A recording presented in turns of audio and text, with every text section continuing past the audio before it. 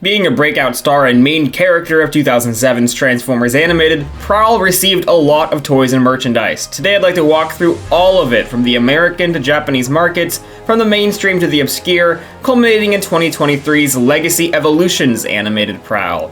This is every animated Prowl ever made. Prowl was introduced in the first wave of the 1984 Transformers toy line, an Autobot with a police-themed Datsun 280ZX Turbo alternate mode, designed by Diaclone's Kojin Ono, who's still designing Transformers figures at Takara Tomy 40 years later. Despite being one of Optimus Prime's top lieutenants in the cartoons and comics, he rarely got the spotlight, netting no true showcase stories at all before his toy's discontinuation led to his death in the 1986 movie. Probably his most notable moment from the entirety of the 80s. Hasbro would continue to reuse the name Prowl over the years, mostly on police car Transformers, but he never got his accolades again until Transformers Animated decided to include him in its main cast, characterized by head writer Marty Eisenberg as a broody, stealthy ninja. Hasbro decided this new version of Prowl would turn into a motorcycle, and he was one of the first 3 characters designed by art director Derek J. Wyatt. To avoid the redundancy of 2 white and red series leads and a team of 5, Derek soon changed his color scheme to a black and tan uniform inspired by the California Highway Patrol, a la 1977's Chips. Takara Tomy toy designer Alex Kubalski suggested a transformation that would place his wheels in his knees, prompting another redesign that became Prowl's final appearance in the cartoon that debuted in December of 2007.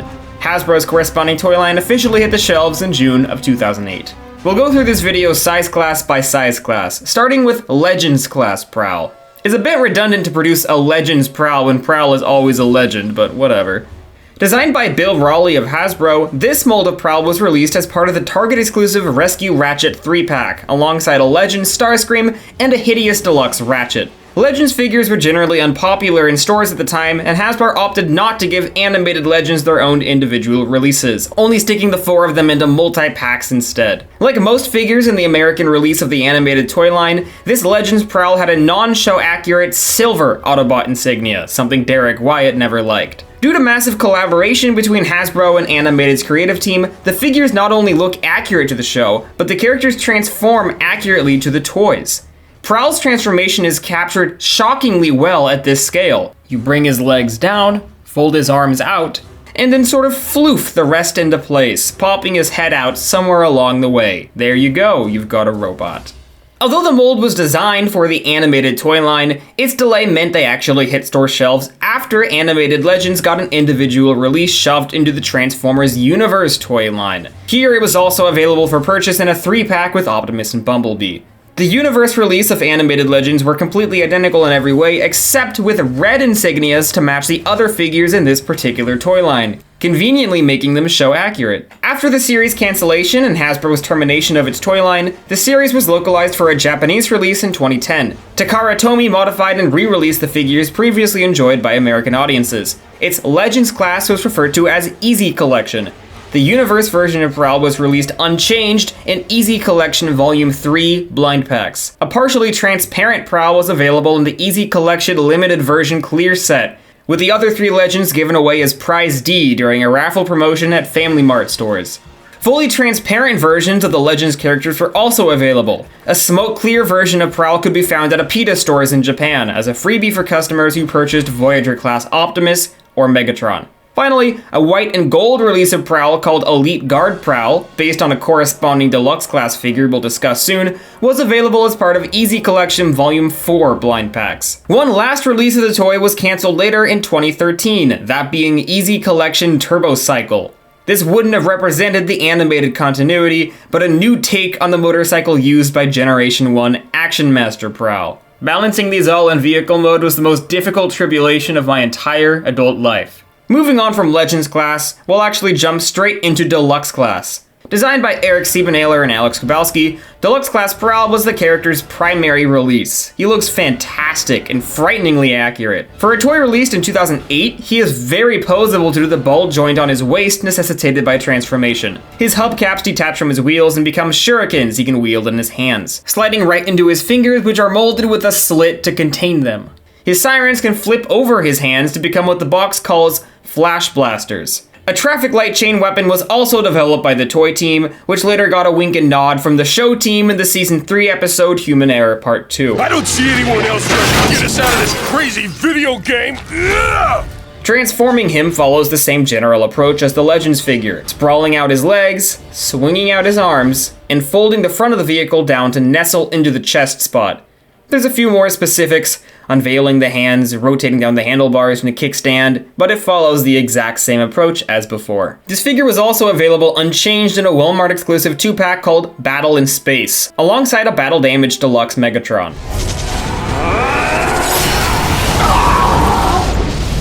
Takara's release of Deluxe, Voyager, and Leader animated figures had shiny, glossy finishes and show-accurate red insignias, but were otherwise identical. Here is Takara animated Prowl, figure TA05, which was surprisingly the most difficult of any version to track down for this video. This version was also available alongside Blitzwing and a 2-pack called Darkness Showdown. A white and gold release called Elite Guard Prowl was available exclusively at the Tokyo Toy Show, with a more traditional police-based color scheme and a head modeled after his Generation 1 counterpart.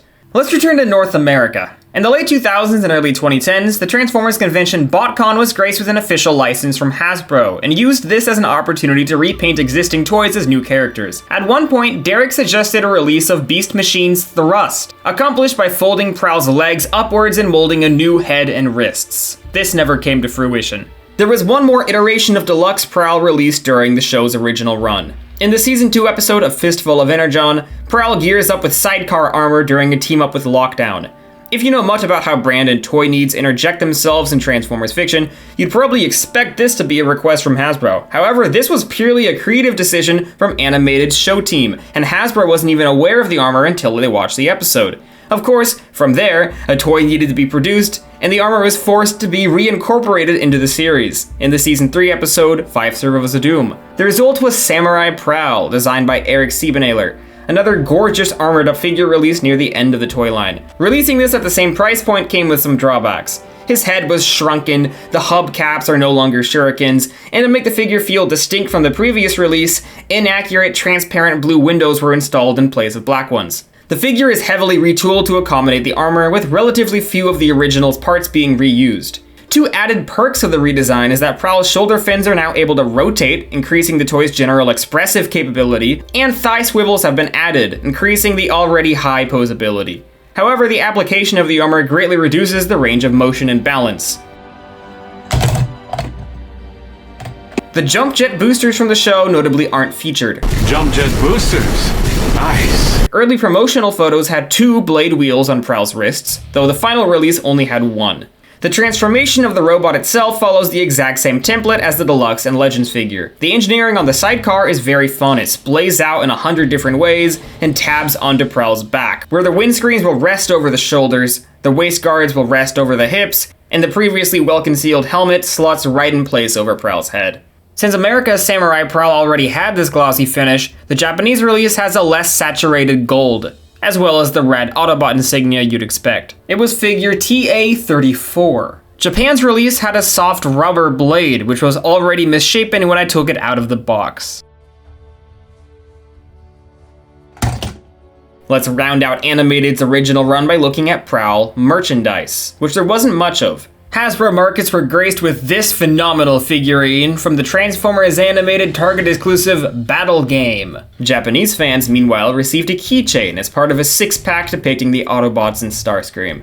And that brings us to Transformers Legacy Evolutions Animated Prowl, the first mainline animated figure since 2009, designed by Sam Smith and Kunihiro Takashi, with concept artwork by Emiliano Santalucia. Derek Wyatt passed away about a year before this toy was revealed, but his friend Josh Perez recently made public that Derek did know this was coming out, which kind of puts me at peace in a way. Rather than attempting to capture Animated's art style, the idea was to place those characters' physical details onto blockier Generation 1 inspired bodies. Whether or not there's a point in doing that has been hotly contested, given that their proportions are so full of personality and so integral to their designs. The transformation follows the same template that Alex Grabowski outlined so long ago. You take his legs down, fold his arms out, and plop the whole middle into place while extracting his head. There's a few differences here. The handlebars form the edges of his shoulder spikes. He has large feet beneath the tires rather than coming out of them. and the wrists house the hands rather than sliding over them. While the streetlight mace has been abandoned, the shuriken weapons carry over, detaching from his tires and unfurling, though each point must be manually pulled one at a time on a ratchet system. These shurikens plug right into Prowl's hands. He can also hold the original figure's shurikens, and the original figure can hold these. They are sized identically to each other. His left hand is a molded slit, exactly like the original, while his right hand forms a 5mm port. The shuriken just sort of rests in there, falls out pretty easily, but this is here so that Prowl might hold a weapon released in any contemporary Transformer figure. His body is covered in several more 5mm ports for combination with Hasbro's newest confusing gimmick, weaponizers. Am I doing this right? Due to the clear plastic on his windshield, his head is fully visible in alt mode, but it isn't quite as distracting as this sizable gap right in the middle. Here's the size comparison between you and the guy she tells you not to worry about. It's fine. For the first animated toy in 14 years, it's kind of underwhelming. I don't dislike it, I just feel generally apathetic towards it. Looking at them next to each other, it's very small. It really puts into perspective just how much Hasbro has been subtly downsizing its figures over the last decade. It's a figure that really didn't need any sort of update, but it's not hurting anything by being here. I think it captures the core essence of this character design. It does read as a highway patrol officer in khaki shorts, which is all you could really ask for, I suppose. I think Marty Eisenberg said it best when commenting on the figure last year. Underwhelmed by it, but happy to be thought of. And that is every animated Prowl figure that's ever been released by Hasbro and Takara Tomy. It was a lot of fun to put this together, and I'll definitely be making more as each respective legacy animated figure debuts. For now, take it easy, and I'll see you next time.